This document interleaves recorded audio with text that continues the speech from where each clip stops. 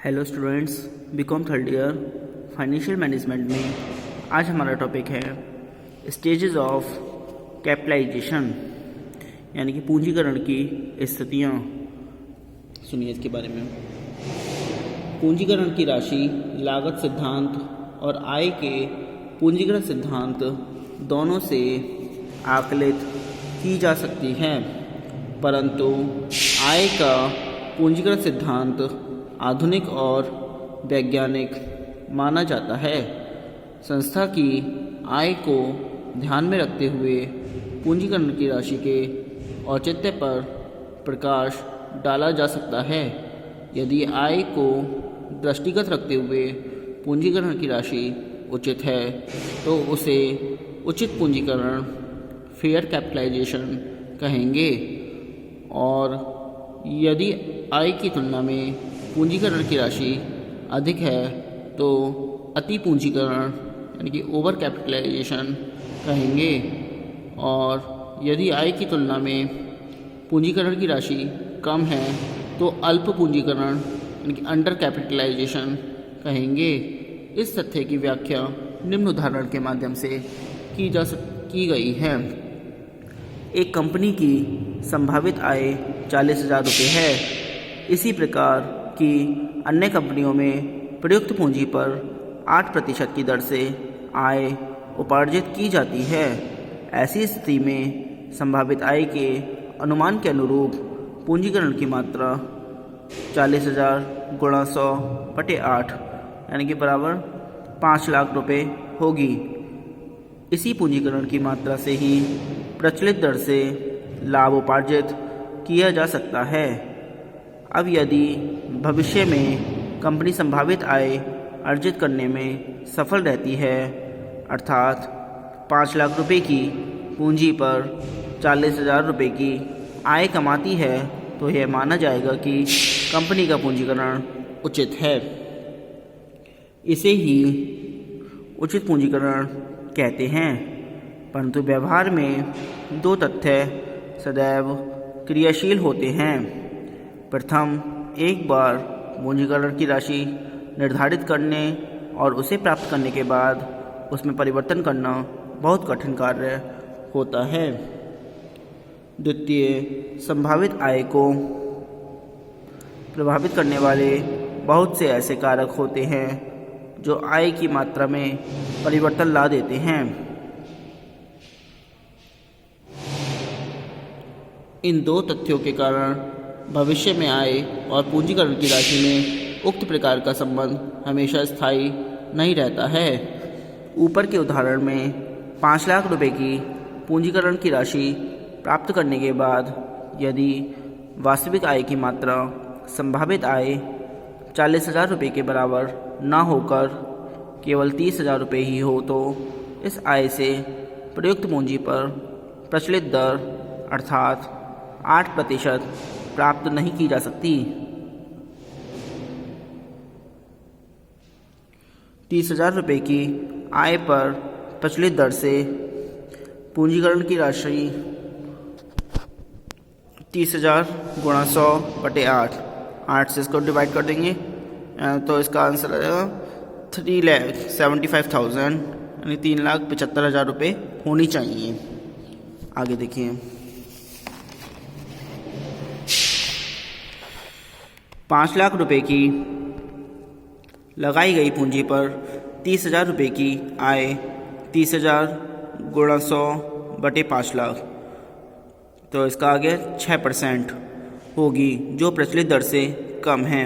इसके विपरीत उक्त उदाहरण में यदि कंपनी 5 लाख रुपये की पूंजीकरण की राशि विनियोजित करने के बाद संभावित आय 40,000 रुपये की जगह 50,000 रुपये अर्जित करती है, तो इस आय की मात्रा से प्रचलित दर से अधिक दर प्राप्त की जा सकती है।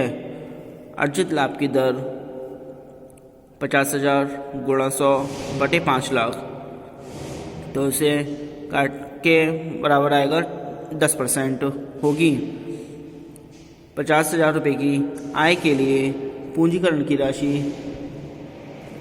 50,000 गुणा 100/8 बराबर 6,25,000 रुपये होनी चाहिए थी।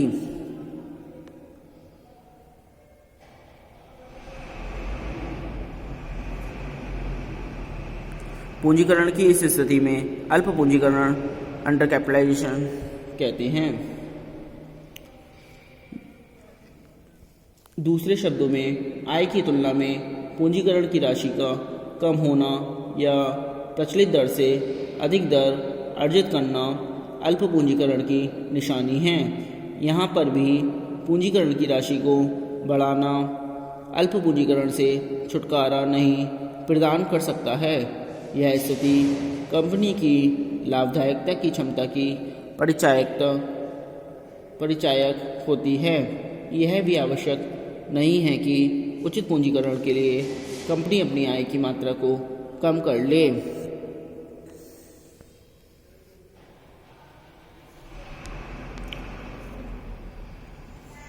फिर अति पूंजीकरण की पहचान व उसके कारण उपयुक्त विवेचन से स्पष्ट हो गया है कि जब कोई संस्था अपनी कुल विनियोजित पूंजी पर इतनी आय प्राप्त करने में निरंतर असफल रहे कि समता अंशधारियों को यथोचित दर से लाभांश न दे सके, तो उस स्थिति को अति पूंजीकरण की स्थिति मानते हैं। इस प्रकार की स्थिति निरंतर चालू रहे तो कंपनी की कुल संपत्तियों का वास्तविक मूल्य उनके पुस्तक मूल्य यानी कि बुक वैल्यू से कम हो जाता है।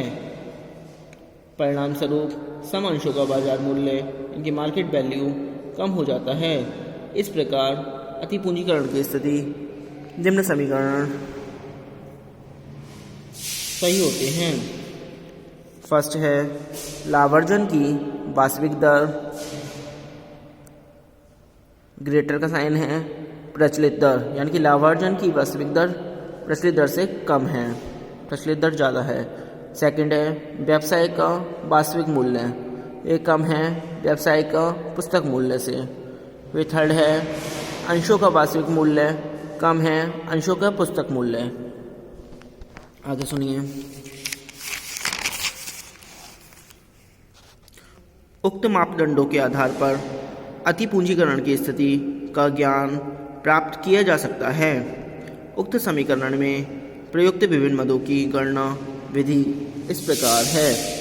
पहला है लाभार्जन की वास्तविक दर, actual rate of earning is equal to होते हैं actual profit into 100 upon capital employed.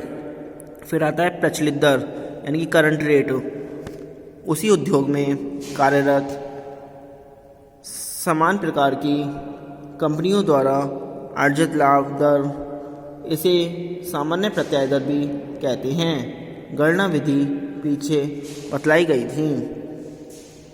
व्यवसाय का पुस्तक मूल्य, book value of the business, कुल संपत्ति के पुस्तक मूल्य में से चालू दायित्वों को घटाने पर बचने वाला शेष। कभी कभी चालू दायित्वों के स्थान पर कुल दायित्वों को घटाते हैं। ऐसी स्थिति में बचने वाला शेष इक्विटी या नेटवर्थ यानी कि शुद्ध मूल्य कहलाता है। अब आता है real value of the business यानी कि व्यवसाय का वास्तविक मूल्य। संस्था की औसत आय उसी प्रकार की अन्य कंपनियों में प्रचलित पूंजीकरण के आधार पर ज्ञात की जाती है। सूत्र के रूप में average profit into 100 upon current rate. फिर आता है बुक वैल्यूज़ ऑफ शेयर्स यानी कि अंशों का पुस्तक मूल्य बराबर होगा व्यवसाय का पुस्तक मूल्य बटे अंशों की संख्या। फिर आता है रियल वैल्यू ऑफ शेयर्स, व्यवसाय का वास्तविक मूल्य बटे अंशों की संख्या। इसके बारे में सुनिए आप। अति पूंजीकरण की स्थिति।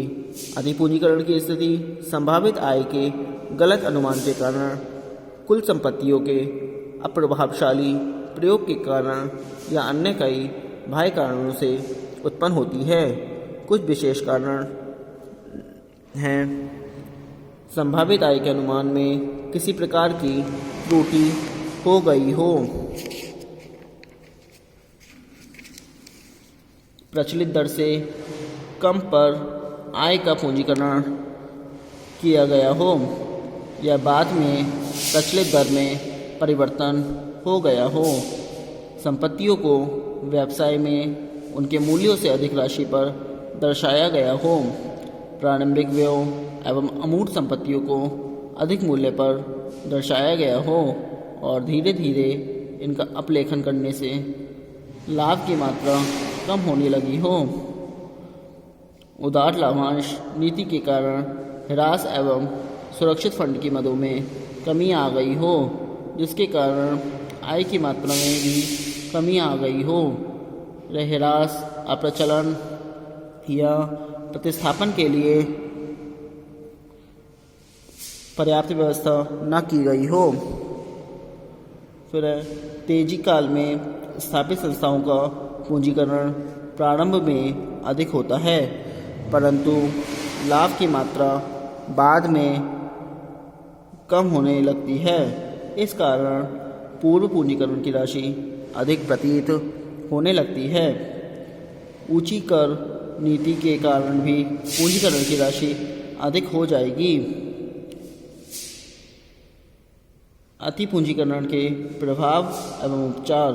अति पूंजीकरण प्रबंधकों में नैतिक साहस बढ़ाने का वाहन इनकी व्हीकल नहीं है, अपितु एक त्याज्य एवं अवांछनीय व्यवस्था है, जिससे जल्द से जल्द छुटकारा पाना अति आवश्यक होता है। अति पूंजीकरण का प्रतिकूल प्रभाव संस्था के सदस्यों पर, व्यवसाय पर एवं पूरे समाज पर पड़ता है। आज के लिए इतना ही। Thank you very much.